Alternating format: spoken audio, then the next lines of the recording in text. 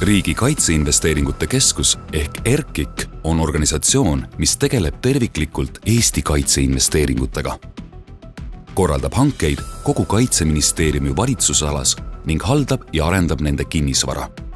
Selliste ülesannete ühte asutusse koondamine tagab kaitsevõime loomise tegevustes korrapära, sujuvuse ja kulutõhususe. Oleme oma pädevustega liitlastele eeskujuks ja lisaks enda hangetele viime läbi ka mitmete välispartnerite omi.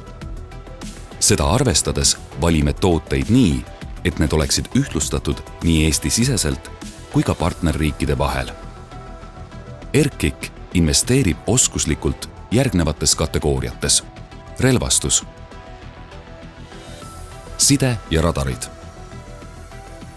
sõidukid, tehnika ja logistika, õhu-, vee- ja lahingusõidukid, sõdurivarustus ja elutoetus, taristu ja teenused. Lisaks efektiivsetele hangetele on meie jaoks oluline ka hästi läbimõeldud taristu. Püstitame energiatõhusaid ja automatiseeritud hooneid nii enda üksustele kui Eestis viibivatele liitlasvägedele. Haldame 32 000 hektarit harjutusalasid. 9 toitlustuskompleksis toidame igapäevaselt 3500 inimest söögikorra kohta.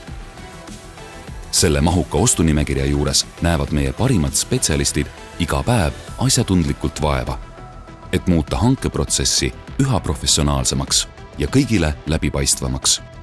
ERKIK teeb strateegilisi otsuseid ja pikaajalisi plaane selle nimel, et iga euro Eesti kaitse-eelarves looks võimalikult palju kaitsevõimet.